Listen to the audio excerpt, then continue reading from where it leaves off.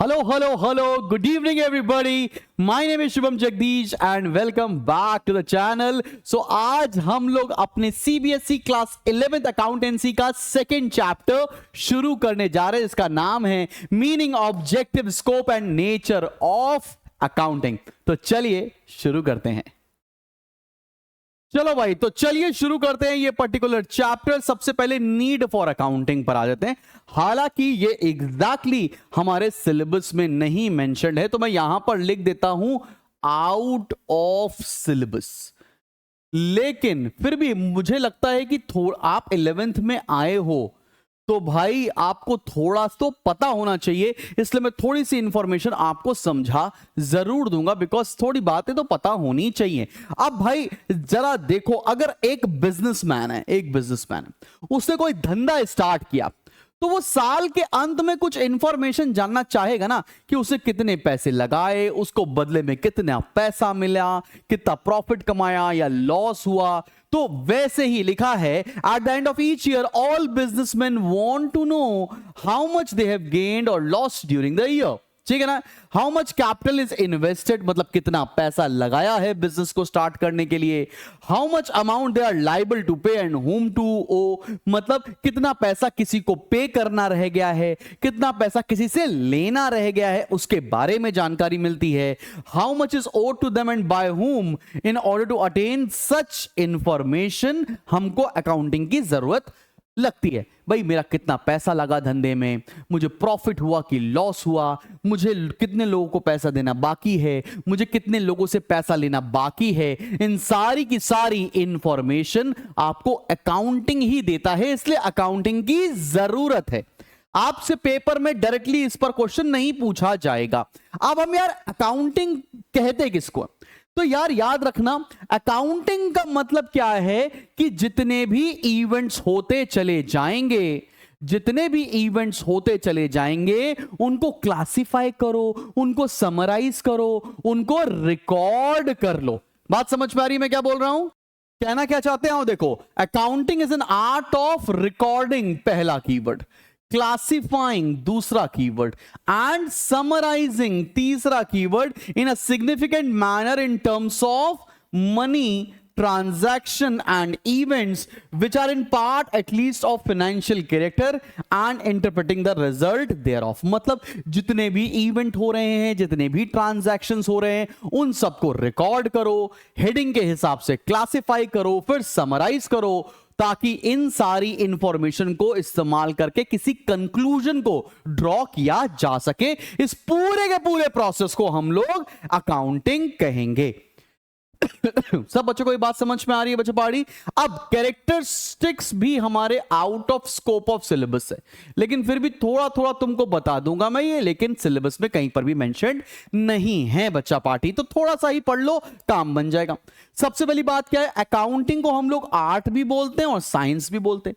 Art में लगती है क्रिएटिविटी, परफेक्शन थ्रू प्रैक्टिस। वैसे भी अकाउंटिंग में ही हम जैसे जैसे काम करते चले जाएंगे वैसे वैसे हमारी क्रिएटिविटी बढ़ेगी, प्रैक्टिकल नॉलेज बढ़ेगी, और साथ साथ हम अच्छा तरीके से, प्रोफेशनल तरीके से काम कर सकते हैं। साइंस में लगते हैं principles, cause and effect relationship होता है। सिमिलरली अकाउंटिंग में भी हमारे प्रिंसिपल्स फॉलो होते हैं, जिनको हम लोग जनरल एक्सेप्टेड अकाउंटिंग प्रिंसिपल्स के नाम से जानते हैं, और इसलिए हम लोग क्या बोलते हैं, आर्ट भी बोलते हैं अकाउंट्स को, और साइंस भी बोलते हैं। अगला क्या बोलते हैं, recording of financial transactions only. इसका मतलब क्या है, हम सिर्फ और सिर्फ उन्हीं ट्रांजैक्शंस को रिकॉर्ड करेंगे जो पैसों के टर्म्स में हो रहे होंगे। जो ट्रांजैक्शन पैसों के टर्म्स में नहीं हो रहे होंगे उनकी अकाउंट्स में कोई भी जगह नहीं होने वाली है। क्या ये बात समझ में आ रही है? अगला, recording in terms of money only. पहली बात तो फाइनेंशियल ट्रांजैक्शन और पैसों के टर्म्स में ही हम रिकॉर्ड करेंगे। अगर भाई देखो, मैं जाकर मार्केट से मोबाइल खरीद के लाया, ठीक है ना, 1 लाख रुपए का मोबाइल है, तो ये फाइनेंशियल ट्रांजैक्शन है, इसको रिकॉर्ड किया जा सकता है। मैं मोबाइल लेने जा रहा था, मेरे पैर में आ गई मोच, क्या इसको अकाउंट्स में रिकॉर्ड करेंगे? नहीं भैया। क्या मैं बोल सकता हूं कि 2 रुपए की मोच आई है? अरे नहीं लिख सकते ना बेटा। तो something which can be express in terms of money only, that transaction will be recorded in the books of accounts. ठीक है ना भाई। अगला क्लासिफाइंग एंड समराइजिंग, जितने भी ट्रांजैक्शन उसको क्लासिफाई करना, समराइज करना और उसके बाद उस चीज को बेहतर तरीके से इस्तेमाल करना। अगली बात आती है objectives of accounting. Again this is out of scope of syllabus, but still we will be going through this because यार पढ़ना तो पड़ेगा, हल्का हल्का पता तो होना ही चाहिए। ठीक है ना। तो सबसे पहला अकाउंटिंग की जरूरत क्या है मेरी जान, अकाउंटिंग की जरूरत क्या है? सबसे पहले systematic record of business transactions पता चलता है। मतलब हमें जितने भी ट्रांजैक्शंस आपके अकाउंट्स में हो रहे हैं उसका एक सही तरीके से ब्यौरा लिखना is a systematic way of recording transactions, और वो अकाउंटिंग हेल्प करता है। अगला टू कैलकुलेट प्रॉफिट और लॉस। बिजनेस में प्रॉफिट हो रहा है, लॉस हो रहा है, ये कैसे पता लगेगा? ये पता लगेगा अगर अकाउंट्स या अकाउंटिंग हो रही होगी। अगला to know the exact reason leading to net profit और नेट लॉस। अगर मुझे प्रॉफिट हो रहा है तो किस रीजन की वजह से प्रॉफिट हो रहा है, लॉस हो रहा है तो किस रीजन की वजह से हो रहा है, ये मुझे कौन बताएगा? ये मुझे अकाउंटिंग बताएगी। ठीक है ना। To ascertain the financial position of the business, हमारे बिजनेस में कितनी असेट्स हैं, हमारे बिजनेस में कितनी लायबिलिटीज हैं, हमारी एक्चुअल फाइनेंशियल पोजीशन को बताने का काम अकाउंटिंग करता है। अगला to ascertain the progress of the business from year to year. मान लो एक साल में आपने 1 करोड़ रुपए का काम किया, अगले साल आपने 3 करोड़ का काम किया, उसके अगले साल में आपने 10 करोड़ रुपए का काम किया, तो ईयर ऑन ईयर आप कितना प्रोग्रेस कर रहे हैं ये सिर्फ और सिर्फ आपको अकाउंटिंग ही बताएगा। To prevent and detect errors and fraud, अगर किसी भी तरह का कोई फ्रॉड हो रहा है, किसी भी तरह का कुछ गलतियां हो रही हैं, कुछ एरर्स हो रहे हैं, वो सिर्फ और सिर्फ अकाउंटिंग के द्वारा ही आपको पता चल सकते हैं। And to provide information to various parties. ठीक है ना। ओनर्स को इंफॉर्मेशन प्रोवाइड करना, गवर्नमेंट को इंफॉर्मेशन प्रोवाइड करना, शेयर होल्डर्स को इंफॉर्मेशन प्रोवाइड करना, इंप्लॉइज को इंफॉर्मेशन प्रोवाइड करने का, इंफॉर्मेशन प्रोवाइड करने का काम अकाउंटिंग का होता है, बिकॉज अकाउंट से ही सारे इंफॉर्मेशन के कंक्लूजन ड्रॉ होते हैं। इसको बहुत ज्यादा याद करने की जरूरत नहीं है because it is again repeating out of the scope of syllabus है। Same goes with this topic also, ये भी आपके स्कोप के बाहर की चीज है, लेकिन फिर भी हमें एक रन थ्रू कर लेना चाहिए, हमें एक आइडिया रहना चाहिए कि अकाउंटिंग के फंक्शन क्या है बेटा जी। ठीक है ना। चलो पहला maintaining complete and systematic record. अब देखो तुमको लगेगा रिपीटेटिव हो रहा है, तुम्हें सिलेबस से बाहर क्यों रखा गया? बिकॉज यही पॉइंट अभी तुमने थोड़ी देर पहले कैरेक्टरिस्टिक्स में यहां ऑब्जेक्टिव्स में पढ़ा था, systematic record of business transaction, और यही फंक्शन में भी आ गया मेंटेनिंग कंप्लीट एंड सिस्टमैटिक। तो बार बार आ रही हैं चीजें, इसलिए स्कोप ऑफ सिलेबस से बाहर किया गया है। Preparation of financial statements, accounts को मेंटेन करने के लिए, प्रॉफिट एंड लॉस अकाउंट बनाने के लिए, बैलेंस शीट बनाने के लिए आपको अकाउंटिंग की जरूरत लगती है। Communicating the financial results to various parties. अब देखो ये भी रिपीटेड पॉइंट आ गया, यहां पर ये लास्ट पॉइंट लिखा है to provide information to various parties, इसलिए out of the scope of syllabus है। Protecting the assets of business, business के असेट्स को प्रोटेक्ट करने का काम अकाउंटिंग का होता है। प्रोटेक्टिंग असेट्स, प्रोवाइडिंग, ये प्रोटेक्टिंग नहीं होगा, providing assistance to management, this is providing assistance to management, management को हेल्प करने का काम प्रोवाइड करते हैं, ट्रस्टीशिप का काम करते हैं। किसी भी तरह का जो गवर्नमेंट के कंप्लायंसेस होते हैं वो भी अकाउंटिंग से पूरा होगा कि हमें कितना टैक्स देना है, कितना टैक्स रिफंड लेना है, कितना जीएसटी पे करना है, एंड फिक्सिंग रिस्पॉन्सिबिलिटी। अब हर डिपार्टमेंट की क्या क्या रिस्पॉन्सिबिलिटी है वो भी बताने का काम हमारा अकाउंटिंग करता है। इसको और डिटेल में जाने की जरूरत नहीं है बेटा, मैंने पहले बता दिया आउट ऑफ द सिलेबस है। मैंने सिलेबस के बाहर होने के बावजूद भी तुम्हें यहां पर चीजें लिखकर दे दी है कि कहीं अगर किसी के स्कूल में पढ़ाया जा रहा हो तो तुमको थोड़ा सा तो आइडिया उसके पीछे रहे बेटा। ठीक है ना। चलें आगे बढ़े। अब this is very much there in the syllabus and it's a beautiful topic. चलो बेटा जी हम पढ़ने जा रहे हैं बुक कीपिंग क्या होता है, अकाउंटिंग क्या होता है और अकाउंटेंसी क्या होता है। बुक कीपिंग का मतलब क्या है? बुक कीपिंग का मतलब है जितने भी ट्रांजैक्शन हो रहे हैं उसको रिकॉर्ड कर लो, इसके आगे दिमाग नहीं लगाने का। Book keeping is an art of recording business dealings in a set of books. मतलब जितना भी ट्रांजैक्शन हो रहा है सिर्फ और सिर्फ उसको रिकॉर्ड करने का काम बुक कीपिंग कहलाता है। जहां से बुक कीपिंग खत्म होती है वहां से अकाउंटिंग शुरू होता है। अब अकाउंटिंग का मतलब क्या है? Accounting starts where book keeping ends. It includes the following activities. Accounting में क्या है? बुक कीपिंग एक छोटा सा कंसेप्ट है, अकाउंटिंग उससे बड़ा कॉन्सेप्ट है। अकाउंटिंग का मतलब क्या है? समराइजिंग द क्लासिफाइड ट्रांजैक्शन, फिर analysing and interpreting the summarised results, फिर क्या होता है? Communicating the information to the interested parties. अब देखो क्या हुआ, जितने भी ट्रांजैक्शन आपने नोट किए उसको समराइज करना, समराइज करने के बाद उसको एनालाइज करना कि प्रॉफिट हुआ है कि लॉस हुआ है, फिर वहां से जितनी भी इंफॉर्मेशन आपने निकाली वो इंटरेस्टेड पार्टीज को कम्युनिकेट करना। ये तीनों स्टेप मिलाकर अकाउंटिंग बनता है। बात समझ में आ रही? समराइज करना, एनालाइज करना एंड उसके बाद कम्युनिकेट करना। तो ये तीन कीवर्ड्स अपने दिमाग में बैठा लीजिएगा बेटा कि अकाउंटिंग में ये तीन कीवर्ड्स आते हैं। अब ये अकाउंटेंसी किस चिड़िया का नाम है? Accountancy refers to the entire body of theory and practical of accounting. मतलब अकाउंटिंग के अंदर जितना थ्योरी कॉन्सेप्ट है, जितना प्रैक्टिकल कॉन्सेप्ट है, वो सब कुछ किसके अंदर आता है? अकाउंटेंसी के अंदर आता है। इतनी बात तुम्हें पता होनी चाहिए। अब this is very much there in the syllabus, आपको पढ़ना ही पढ़ना है। अब हम लोग डिफरेंट टाइप्स ऑफ अकाउंटिंग के बारे में पढ़ने जा रहे हैं और सबसे पहला अकाउंटिंग है फाइनेंशियल अकाउंटिंग। देखो नाम में ही फाइनेंस है, इसका मतलब क्या है? वो अकाउंटिंग जिससे बिजनेस का प्रॉफिट और लॉस के बारे में पता लगाया जा सके। आओ देखो, the main purpose of this branch of accounting is to record business transaction. सबसे पहली बात तो क्या है? बिजनेस ट्रांजैक्शंस को रिकॉर्ड करना। कैसे? सिस्टमैटिक मैनर में, टू एसेरटेन प्रॉफिट और loss of accounting period by preparing profit and loss account and preparing a balance sheet. तो आप लोग क्लास 11th एंड 12th में यही अकाउंटिंग पढ़ने वाले हो, फाइनेंशियल अकाउंटिंग पढ़ने वाले हो। फाइनेंशियल अकाउंटिंग में क्या होता है? फाइनेंशियल अकाउंटिंग के अंदर सारे ट्रांजैक्शन को सिस्टमैटिक तरीके से हम रिकॉर्ड करते हैं, प्रॉफिट एंड लॉस अकाउंट बनाते हैं सो दैट प्रॉफिट या लॉस के बारे में पता लगाया जा सके। सिमिलरली हम बैलेंस शीट बनाते हैं ताकि असेट्स और लायबिलिटीज की पोजीशन के बारे में हमें पता चलता रहे। अब आते हैं अगले अकाउंटिंग के बारे में जिसका नाम है कॉस्ट अकाउंटिंग। ठीक है ना? इसका पर्पस क्या होता है? यहां पर कोई गुड्स बना रहे हैं तो किस प्राइस पर बना रहे हैं। तो cost accounting is unit accounting. कहने का मतलब क्या है? The main purpose of cost accounting is to ascertain the total cost and per unit cost of goods produced and services rendered by a business.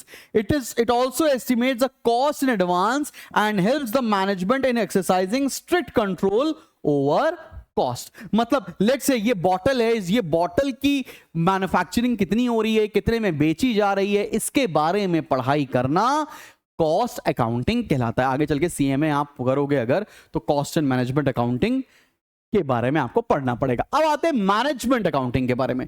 The main purpose of management accounting is to present the accounting information in such a way to assist the management in planning and controlling the operations of a business. Generally management accounting आप MBA या BBA के अंदर पढ़ते हैं। Management accounting का मतलब क्या होता है? सारी अकाउंटिंग इंफॉर्मेशन को कुछ इस तरह से मैनेजमेंट को बताना ताकि मैनेजमेंट उस इंफॉर्मेशन को देखकर प्लानिंग कर सके, फ्यूचर के बारे में डिसीजंस ले सके कि हमारी कंपनी में क्या क्या चीजों को करना चाहिए। अब अगला tax accounting is not there in your syllabus, so this is out of syllabus, लेकिन फिर भी मैं बता देता हूं ये है क्या। टैक्स अकाउंटिंग का मतलब क्या है? बेसिकली कि एक कंपनी को कितना टैक्स पे करना है, कितना जीएसटी पे करना है, उसके बारे में पढ़ाई करना टैक्स अकाउंटिंग कहलाएगा। The branch of accounting which is used for tax purpose is called tax accounting.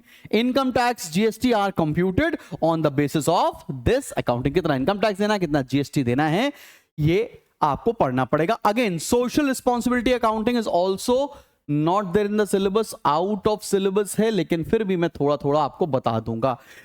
Accounting social responsibility is the process of identifying, measuring and communicating the contribution of a business to the society. कहने का मतलब क्या है कि कौन सा business society के लिए क्या क्या काम कर रहा है, इसके बारे में अकाउंटिंग करना, इसके बारे में सोसाइटी को बताना आपको सोशल रिस्पॉन्सिबिलिटी अकाउंटिंग कहलाता है। बात समझ में आ रही है? सब बच्चों को क्लियर है?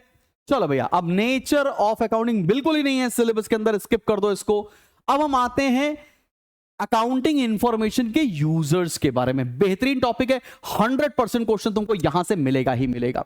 अभी अकाउंटिंग इंफॉर्मेशन होती क्या है, जरा उसके बारे में हम बात करते हैं। Accounting as an information system is process of identifying, then measuring, recording, summarizing and communicating the information about business to interested users of such information। अब अकाउंटिंग इंफॉर्मेशन का इस्तेमाल किसको किसको होने वाला है, हम वो पढ़ने जा रहे हैं, ठीक है ना। अब बहुत ध्यान से देखना बेटा कि कौन कौन सी पार्टीज होती हैं। सबसे पहले तो इंटरनल यूजर्स होते हैं अकाउंटिंग इंफॉर्मेशन के। मान लेते हैं हम बात करने जा रहे हैं रिलायंस कंपनी की, तो रिलायंस की जितने भी अकाउंट्स हैं कि कितना पैसा कमाया, कितना पैसा नहीं कमाया, कहां कहां के पैसा खर्च हुआ है, उसकी जानकारी सबसे पहले किसको मिलनी चाहिए? इंटरनल यूजर्स को। इंटरनल यूजर्स कौन होते हैं? एक ओनर और एक मैनेजमेंट। समझ में आ रही है? इंटरनल यूजर्स में क्या आएगा? Owners contribute capital in the business and as such want to know about the profitability and financial soundness of business। भैया ओनर है तो ओनर को पता चलना चाहिए कि उसने पैसा लगाया है धंधे के अंदर, कितना प्रॉफिट है, क्या पोजीशन है बिजनेस की, पता होना चाहिए। अगला मैनेजमेंट, ठीक है ना। इसका मतलब मैनेजमेंट क्या है कि मैनेजमेंट को पता होता है कि कितना पैसा है हमारे पास, हमारा बिजनेस कितना स्मूथली रन कर सकता है कि नहीं, हम नए एम्प्लॉयज हायर कर सकते हैं कि नहीं, हम नया ग्रोथ या एक्सपेंशन प्लान ला सकते हैं नहीं, उसके बारे में बताना। Management need accounting information for the efficient and smooth running of the business.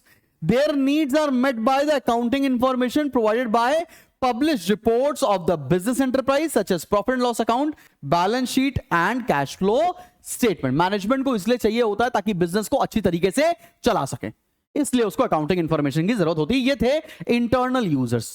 अब आते हैं एक्सटर्नल यूजर्स जो बिजनेस के बाहर होते हैं। सबसे पहला क्या है? इन्वेस्टर्स, जिन्होंने आपकी कंपनी में पैसा लगाया है। इन्वेस्टर्स क्या सोचेंगे भैया कि मेरा इन्वेस्टमेंट सेफ है कि नहीं, उस पर अच्छा रिटर्न मिल रहा है कि नहीं। ये नोट्स अब डाउनलोड कर लेना बेटा लोग, ठीक है ना। ठीक है, अगर मैंने इन्वेस्टमेंट लगाया है आपके वहां तो मुझे इस इन्वेस्टमेंट पर रिटर्न मिलेगा कि नहीं। अगला क्या है? Short term creditors. Short term creditors कौन होते हैं? क्रेडिटर्स वो होते हैं जिनको अपना पैसा वापस लेना होता है, जिनको हमें पैसा पे करना है। तो क्रेडिटर्स आपकी फाइनेंशियल पोजीशन देखते हैं कि भैया आप उस स्थिति में हो कि नहीं हो कि पैसा वापस कर सकते हो कि नहीं कर सकते हो। बाकी आपको ये इंफॉर्मेशन दे रखी है, आपके लिए बड़ा हेल्प हो जाएगा ये पढ़ने में, ठीक है ना। फिर लॉन्ग टर्म क्रेडिटर्स भी होते हैं। लॉन्ग टर्म क्रेडिटर्स मतलब क्या होगा? जिनसे आपने लोन ले रखा है। बैंक्स एंड फाइनेंशियल इंस्टीट्यूशन वो ये चेक करते हैं कि जिसको मैंने लोन दिया है वो उस स्थिति में तो है ना कि मुझे को लोन दिया हुआ लोन वापस कर सके। अगला क्या है? एम्प्लॉइज को क्यों इंफॉर्मेशन चाहिए? एम्प्लॉइज को इंफॉर्मेशन इसलिए चाहिए ताकि वो ये बात कर सके कि उन्हें पैसा, सैलरी, वेजेस और बोनस टाइम पे मिल सकता है कि नहीं मिल सकता है। यार बात समझ में आई? एम्प्लॉइज को क्यों पैसे की जरूरत है, ये सॉरी एम्प्लॉइज को क्यों अकाउंटिंग इंफॉर्मेशन की जरूरत है। अगला टैक्स अथॉरिटीज, गवर्नमेंट को यह पता लगता है कि भैया इसने कितने का सामान बेचा है, जीएसटी पे किया है कि नहीं किया है, इनकम टैक्स सही से पे किया है कि नहीं किया है, उसकी information. Government and their agencies again बहुत सिमिलर है क्योंकि यहां पर टैक्स, एलोकेशन ऑफ रिसोर्सेज, मतलब कि सरकार के साथ ये कंप्लाई कर रहे हैं कि नहीं कर रहे हैं, कोई इलीगल तो काम नहीं हो रहा है, उसके बारे में सारी इंफॉर्मेशन आपको अकाउंटिंग प्रोवाइड करता है। These are external users. अगला है सोशल रिस्पॉन्सिबिलिटी ग्रुप्स, जैसे कि एनजीओज। वो देखते हैं कि आप कितना प्रॉफिट कमा रहे हैं, कोई ऐसा काम तो नहीं कर रहे हैं विच इज इंजूरियस और हार्मफुल फॉर द सोसाइटी, तो उनको भी आपकी इंफॉर्मेशन चाहिए। जनता को भी चाहिए और कॉम्पिटिटर्स को भी चाहिए। पब्लिक को चाहिए कि कौन सी कंपनी कितना अच्छा परफॉर्म कर रही है, कितने लोगों को रोजगार दे रखा है, कितनी सैलरी पे कर रही है, उससे गुडविल इंप्रूव होती है। और कॉम्पिटिटर्स को चाहिए आपकी इंफॉर्मेशन बिकॉज वो आपकी स्ट्रेंथ जानना चाहते हैं, आपकी वीकनेस जानना चाहते हैं। तो इंटरनल यूजर्स कौन है, एक्सटर्नल यूजर्स कौन है, ये आपको समझ में आ गया। अब आते हैं अगले टॉपिक पर, advantages. Again this is out of syllabus, mention नहीं कर रखा है मेरी जान, ठीक है ना भाई। तो this is again out of syllabus, फिर भी आप इसको रीड कर सकते हैं। हमें क्या क्या फायदे होते हैं अकाउंटिंग के, तो आओ देख लो। सबसे पहले helpful in management of business, business को सही से चलाने में हेल्प करते हैं। कैसे? प्लानिंग करने में हेल्प होती है, डिसीजंस लेने में हेल्प होती है, और बिजनेस को कंट्रोल करने में हेल्प होती है। तो अकाउंटिंग आपको ऐसे हेल्प कर रही होती है।